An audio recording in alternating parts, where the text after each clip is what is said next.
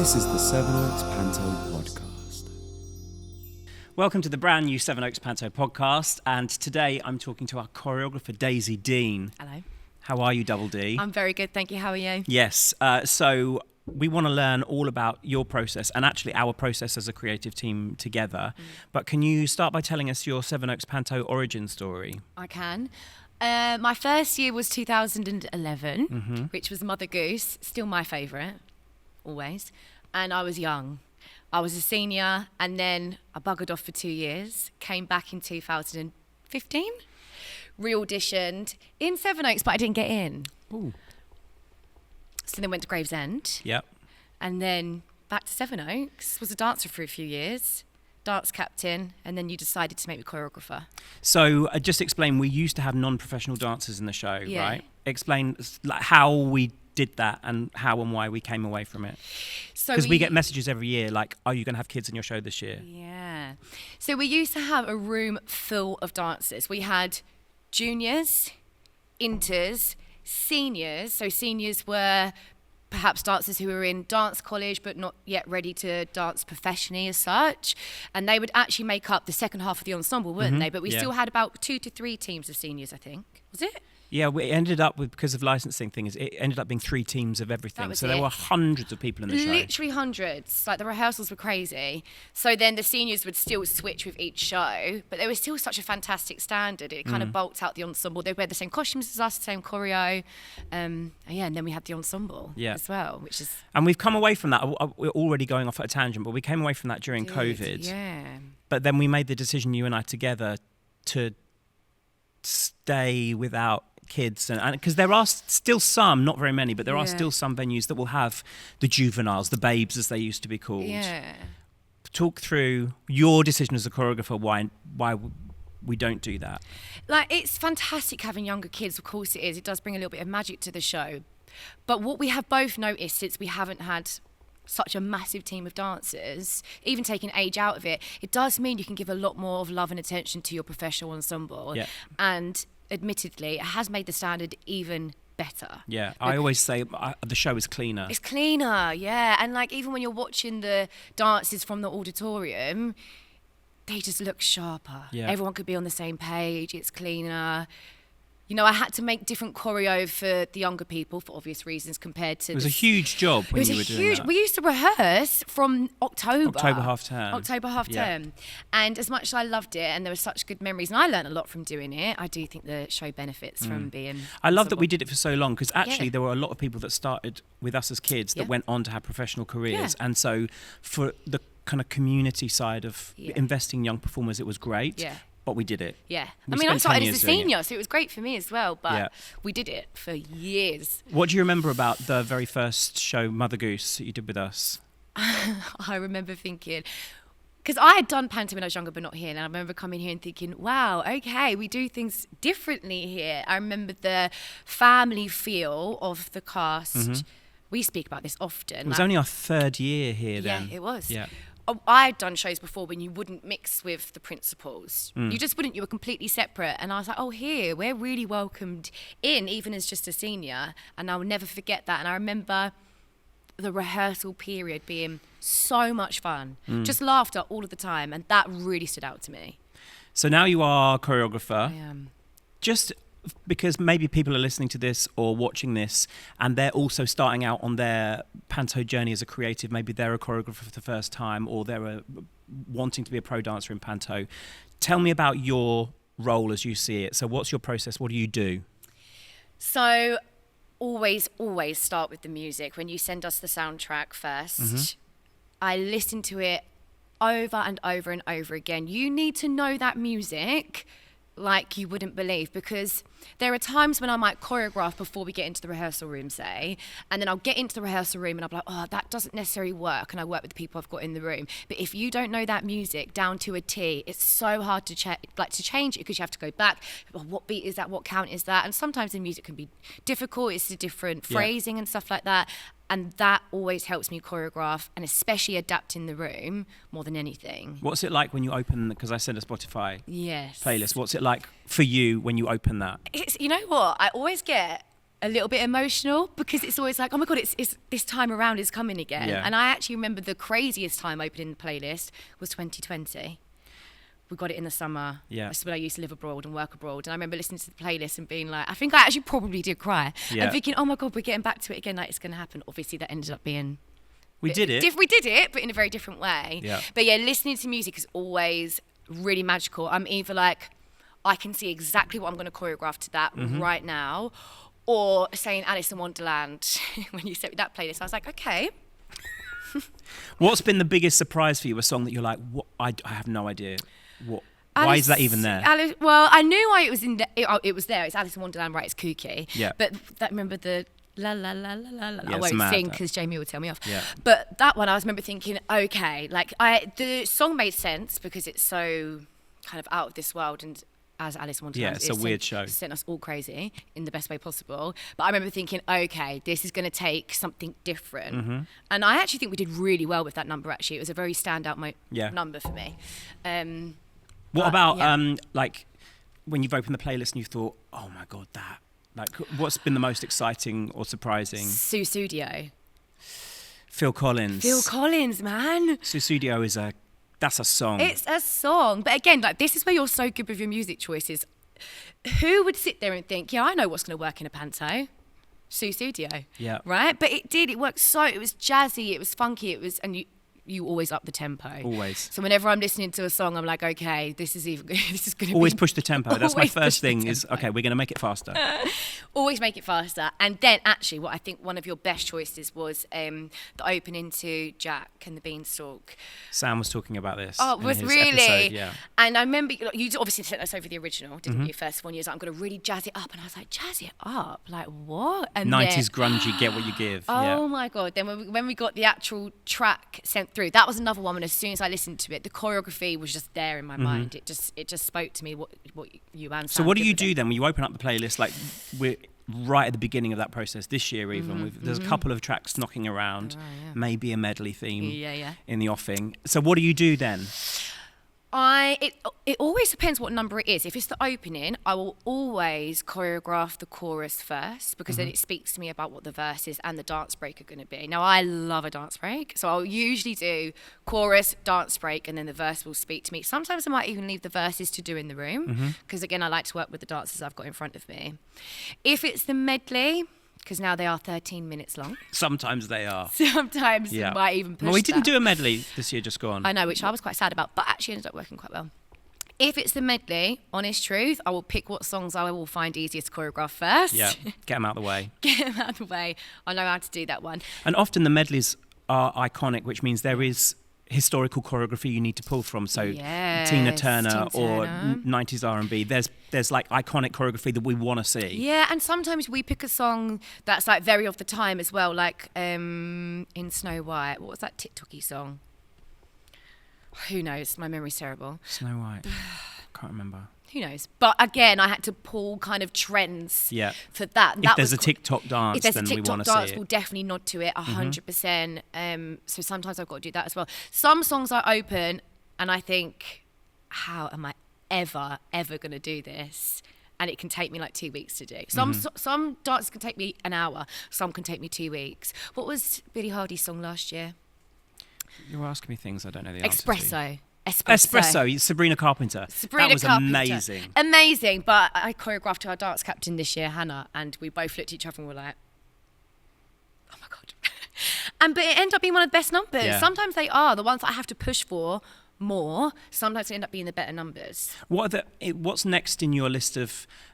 You've got the script, you've got the cast, you've got the costumes, the limitations to staging. I will tell you, like, well, this needs to tell this story, or we need to go to this place. So what's next on your list? How do you work through those tasks? Well, sometimes I think I've worked through the task really well, and then we get into the room and Jamie goes, no, this has to change completely. I used to choreograph and write a meticulous show Bible, do you remember? And I used to plan out the staging like you wouldn't believe. Yeah. And I don't really do that anymore because you had maps for the principals. Yeah, absolutely. But now I actually find that we work better together in the room at the staging. So I've actually, when I choreograph now, I think less about the staging and more about the choreography, and then do the staging in the room And do you think that's because we have a shorthand now? Yeah. 100%. We know, like, we have our language together, and that helps, you know. And then what? So the principal characters. If I say I'm really sorry, but me and Aunt Payne are going to be in this number. Well, if you and Aunt Payne are going to be in the number, we've got to have pivots in there. And clapping, a lot of clapping. A lot of clapping. I'm good at that. You're great at clapping, darling. Yeah. I know that I'm going to have you on the blocks, right?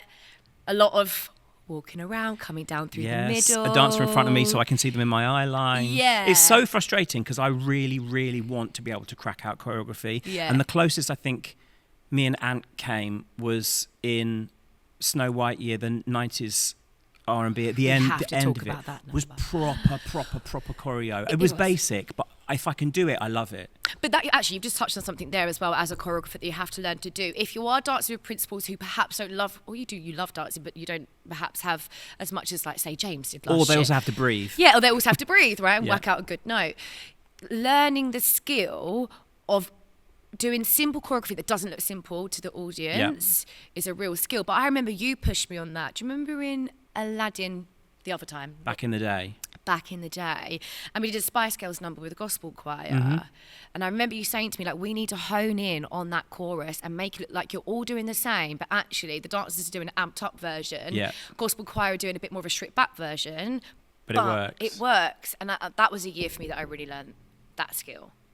And then, so the next thing would be, we put it on the stage, right? Yeah. So, and then how do you see those musical numbers building when you add costumes, the set, lighting, etc.? How does it build for you? Yeah, that's always a really exciting time. I always say to the dancers, we get the LX plot day always on a Sunday, and me and the dancers get the stage all day. And that's to explain to anyone who doesn't know that day. So Jamie basically is plotting and setting all the lighting, really. Lighting, yeah. And speaking another language that none of us can understand, but you love. And the video wall marries it. Video wall, yes. So as well, if you've seen the panto, we obviously do everything with a video wall. And some of the dancers who've come here haven't seen it before. We try and explain it to in the room, like, we've got a video wall, and they're like, what? Yeah. And then you come in for LX plot day and the dancers see it and they're like, wow. So because they then see it and see how impressive it is, their energy ups another notch. Because you're ready to get out of the rehearsal room, aren't you? You are. Very ready. Even before we put the costumes on, because we don't put them on that day, their energy changes. And then the staging has to change a little bit because finally you've got where everything's meant to be. So that starts to change. But then when we get to when all of the principals come in and then everyone's in their costumes, that's always such an exciting day. But then sometimes you've got to change staging again because you've got a frock on that's about that big. And there's no room. Yeah, and exactly. there's no room. But when you get like Simon's design and then, I don't know, we're on a ship and there's light coming through the window, and then so I can get the light, the real light to come through the window, so that pulls it out, and then I can see the colour of the costumes, and there's maybe a sequin in it, and so we hit that from the side, and it's rather than just being, you know, the dancer in the costume on the stage, it's never suddenly that. It's part of that part of the world. That's my favourite My favourite bit, and like Simon's work last year for the opening with the train station. The mat train, it was an aeroplane. No. We flew. Did we not get to London, Waterloo? Oh yeah, okay. He's standing over there. That's why. Yeah, sorry, he's over there. I remember literally being taken aback when I watched it with all of the and the costumes, and we did really well with the changes in that show. For anyone who didn't see it, so we started off in Hong Kong airport. We flew to London, and then we travelled through London and ended up in Chinatown. Yeah. In 7 minutes. Yeah. But like the way that the numbers built, that was another one we wasn't sure if it was going to work. The Fergie London, London worked Bridge fantastically. Yeah. So the way that built with Simon's work, the costume changes, the choreography, that's a really good example of how perfectly everything works together. It was seamless. What's your favourite moment in the creative process? The first time we all sit down for a script read through, really? Yeah. Because actually you've got the least to do on that day. Yeah, exactly. That's why it's my favourite. Okay, Well, no, because the pressure's a little bit more off for me then, because I've had 3 days with the dancers by myself? 4, something like that. So we've got all of the meaty bit done. And then again, there's another new energy into the room, which is always really welcome. And what's the most stressful bit for you? Teaching the principals. Always, because they're fantastic, obviously, but it's pressure. Yeah. It is pressure. It's like getting those finishing touches and hoping that everything works how you pictured it to work. And sometimes it doesn't. We're going to take a break. Shut up. And when we come back, we'll be finding more about Daisy Dean. It's the Sevenoaks Panto Podcast at sevenoakspanto.com. This podcast was brought to you by Studio Co in Sevenoaks. So, if you're recently divorced or you're having a midlife crisis, you probably want to lean into Pilates. Go to studioco.co.uk. It's the Sevenoaks Panto Podcast at sevenoakspanto.com. That was a message from our sponsor, Daisy. Happy with that message? Really happy, thank you. Very good, you're welcome. In a moment, we're going to find out more about Daisy Dean and that career outside of Sevenoaks Panto. But first, some quick fire questions. Are you prepared? I've sent them to you in advance.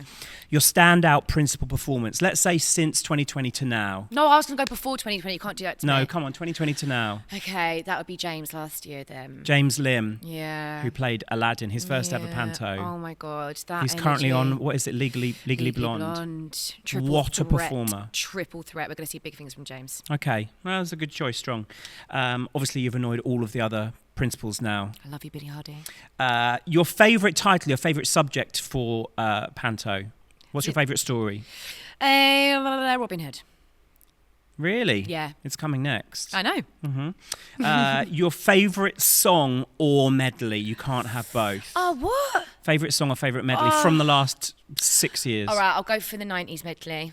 The 90s medley, R&B, Obviously, it was amazing. yeah, Loved it. obviously. Very self-indulgent. What are the three things, you can do 2, you can do 4, there's no rules, but what are the 3 things that you think make our shows special? Because it's not 100% panto what we do, it is a slightly different brand. Yeah, well, the fact that it isn't 100% panto is definitely we take risks, and that's what I love. Again, some of the music choices sometimes me and Sam will be like, really? And it works out perfectly.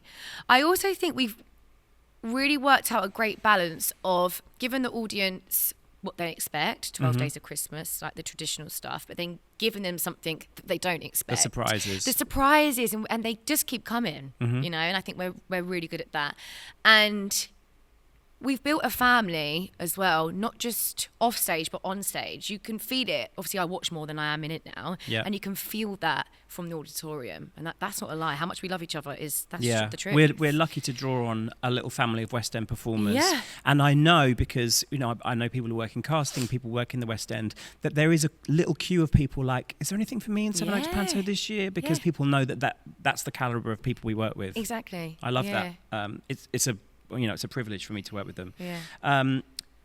What is it that keeps you coming back? Because actually you've moved away from dance and choreography, which we'll talk about in a minute. What keeps you, because it's hard work, Yeah, and you God, run a business yeah. on top of this. It is hard work, but what keeps me coming back is, again, you lot, the family, but also it's the creative outlet. My job now is still creative, but I'm going back to my roots, and that's what keeps me coming back. And every single time I walk into that rehearsal room, I'm like, this is why I still do it. Yeah. You know? It's short, isn't it, that time in the rehearsal room, but it feels... Yeah, I'm always, because for me, once the rehearsals are done, I'm not really needed. Yeah. You know, I come in for, all the socials, obviously, and like Yeah. I watch and stuff, but for me, when the rehearsals are done, I'm like, Once the show's up, it's up. yeah. What's one thing you would love us to try or to do that we haven't yet? A tap dance. Now, A tap dance. Jamie, you've mentioned this to me a few That's times. going to mess up the floor. Well, I've been thinking about this as well from a logical point of view. We can't do tap rehearsals together because I think we would leave that room not being the same people. Yeah. Okay? I Yeah. think we would murder each other. Yeah, I wouldn't be happy. No, but I'd love to go to a tap class with you. Oh my God, it would absolutely... Dame Elaine tap dancing. Please! What would be the come on. number? Or would we go rogue and We'd do go something that should rogue. never be tapped? We'd have to go rogue. Like Dizzy Rascal. Yeah. He lives locally. Does he? Maybe. So you are now a businesswoman. I am, yeah. It's a pretty... there are a lot of professional dancers who have a short but successful career and then they end up being a personal trainer or they go into fitness in some way. Yeah. You've gone one better than that and you've started a chain of Pilates studios. Yeah. Tell us about your journey with fitness and Pilates and why you took that leap. Even you just saying chain then was like, oh my God, yeah, we are a chain of studios. That's crazy. I always used to dance abroad, got sick of it, moved home, and was well aware by that point I was 27. Hadn't danced in the UK, I'd only danced abroad. didn't want to go abroad again. I was sick of it. Falling in love with yoga, falling in love with Pilates. So I was like, let's go. Got trained in that and then started teaching, fell in love with it. But I've always dreamt of having my own space. And funnily enough, obviously where we are located now, I've always gone past, it used to be a wedding dress shop, we used to go past because we should mention, you decided to open your very first studio in Sevenoaks, which is the town where you have so much history. Yes, exactly. Why did you pick Sevenoaks? Because I love it so much. And I used to drive past that shop and think, God, that would be such a good studio location. And it was after, must have been Snow White, maybe. I drove past it and saw that it was vacant. And I was like, is this a sign? Mm-hmm. And it was. We went through it and we got it. And I was like, let's do it. I know Sevenoaks well. I know the people. And I just knew what would work here. And it felt like a no-brainer. A lot of hard work, but the best decision I ever made, ever. Weirdly, but it's cute, right? A lot of your clients are also Sevenoaks Panto fans. Yeah. Tell me about that. So this is why also it's quite a magical combination. I'd be turning up in the morning to teach Pilates before coming. So there'd be days where I'd be teaching from 6 a.m, coming to rehearsals until 10 p.m. But I'd be with my clients in the day and they'd be like, you teach Silly Billy the dances? And and I'm like, yeah. And they're like, what's he like in the rehearsal room? And then they'll be like, Jamie, what does he look like in real life? Can you show us his Instagram? You got any pictures of him? Blah, blah, blah, blah. And they love it because you both are so well known in this area. And they came to see the show? Came to see the show, and then I'd be in the auditorium and I'd see my clients. And then they'd come in and give me feedback. And it was just lovely. It felt like the perfect mix. Like, not only do I get to have a studio in Sevenoaks, but I get to do Panto in Sevenoaks, and the two worlds collide. In your professional career as a choreographer and as a business owner now, what do you think if you could pinpoint something that you've learned or a way in which you've changed as a result of working every year on Sevenoaks Panto, could you think of something? Easily. I'm going to give you a compliment now. This is going to be uncomfortable. Yeah, sorry. But I always used to be quite bad at being like, oh, I could never do that, I could never do that, I could never do that. Jamie doesn't think like that. He thinks that we can do everything. And because of you, I became a choreographer. I became an aerialist, yes. Right? Yeah, in 2018, we did aerial, then I fell in love with it. And all of those decisions have made me see myself in a different light and realise that I can do things, right? Yeah. And because of that confidence, that's got me to where I am now and gave me the confidence to think, yeah, I can own a studio. Why can't I? Yeah. You know, and that's 3 now. 3. Plus Sevenoaks Plus. Oxted. Yeah. The next one we haven't announced yet, but we will be very soon. NDAs. To finish off then, you can ask me a few questions. We've got time for 2 or 3. All right. What show would you never do and why? I think I will never do Cinderella. But you've done it once before. We have done it, yeah. But now we have. I learn about Panto every year. Yeah. I learn something about Panto, and what I have even recently learned is that if me as Dame Elaine and Ant as Silly Billy aren't part of a family unit, we're just there for gags, and there has to be a moment of pathos. There has to be a moment of jeopardy. Yes. So I wouldn't want to put like me and Ant as the ugly sisters, or me as the wicked stepmother and him as Buttons, because I think we need. I'm so horrible to the audience and the cast, and Ant is so on the edge with what he says a lot of the time. In order to get away with that, we need to show vulnerability, and we do that by being part of a family unit. And Cinderella sits outside of that structure. Yeah. So I would never do Beauty and the Beast. Yeah. Never. That's what I thought you was going to say. Never. Yeah, but why? Because Disney did it perfectly. Yeah. It's already a perfect show, so we can only make it less good by turning it into a pantomime, and it's not one of the traditional ones. No. Okay. That's my answer. That's a good answer. Have you got any regrets? So many. Not in life. Recent pantomime regrets. I think that our Snow White, I loved our Snow White, but because Ant and I's characters weren't emotionally invested in the story, I think if I'd written it slightly differently, it would have been better. Okay. And that irritates me. Yeah. Okay. And what's your standout principal moment? We work with a lot of really talented people, like really super talented people. And I can think back to when we turned Jack and the Beanstalk from being a socially distanced pantomime into a TV live broadcast. It was like Children in Need in Sevenoaks, but Panto. It was crazy. Backstage tours, live cameras. And everyone did an amazing job in that one. I'm never going to say Rosie Glossop because she would be impossible if I even mentioned her. She'd add it to her Instagram bio. When I went to see Melissa Jakes in Everybody's Talking About Jamie, and we messaged each other on Instagram, and anyway, she ended up being in 2 shows, Treasure Island and then Alice in Wonderland. Treasure Island, we found Ellie Mills. Yeah. And I picked this Christopher Cross song called Sailing. Yeah.